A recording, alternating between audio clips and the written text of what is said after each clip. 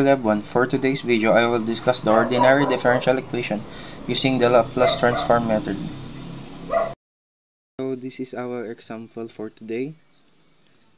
Y triple prime minus 6y double prime plus 11y prime minus 6y equals 0.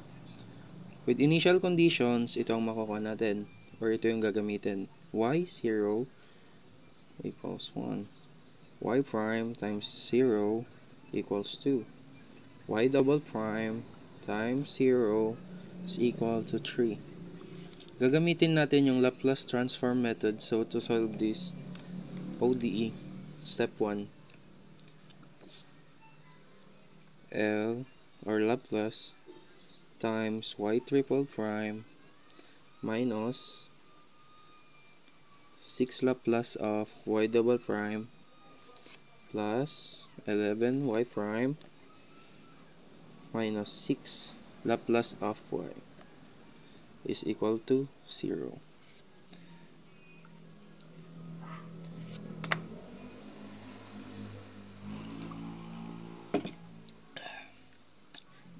Using these properties, makukuha natin ito. S cubed y times s minus s squared y times 0 minus sy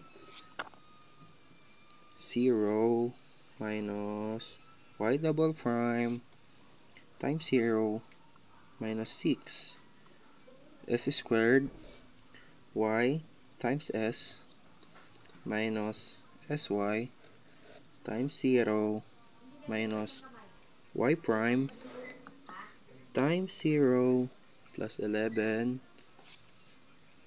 sy times s minus y times 0 minus 6y times s is equal to 0. So, second step natin ngayon, mag-simplify and solve for y times s. Ito yung makukuha natin. S cubed minus 6s squared plus 11s minus 6 equals to s minus 1 times s minus 2 times s minus 3. We go for y times s. A divide s minus 1 plus b divide s minus 2 plus c divide s minus 3. Okay. So after this, we go to factor the denominator and perform partial fraction decomposition. Step 3 na to.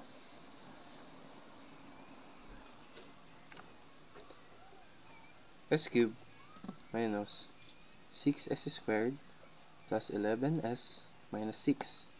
Makukuha natin is equals s minus 1, s minus 2, s minus 3.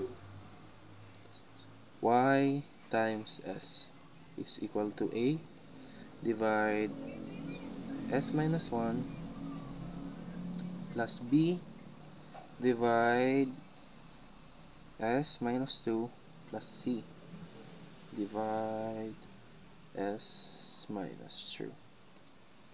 Yan na. So now, we go to step 4. We get to line this.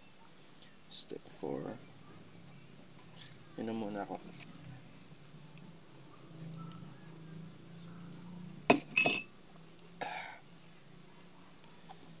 Step 4. Find the coefficient a, b, and c. So, yung a, b, c equals. Dito makikita natin kung saan natin nakuha yan.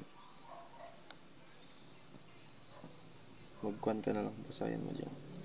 2 minus 3. 2. So yan, malapit na tayo. Ang gagawin na lang natin is we go to step 5. Step 5. Kunin natin yung inverse Laplace transform.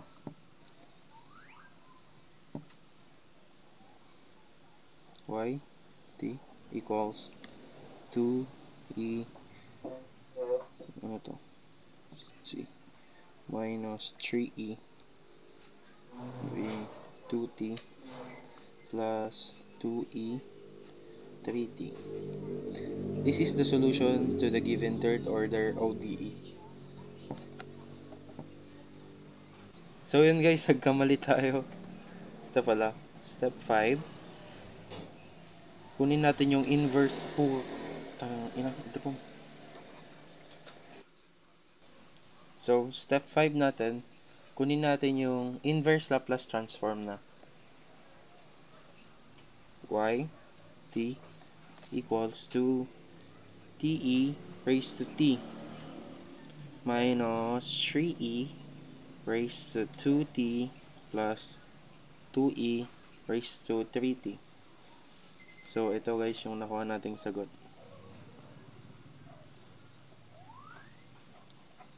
So, ganun mag-solve ng third order ordinary differential equation using the Laplace transform method.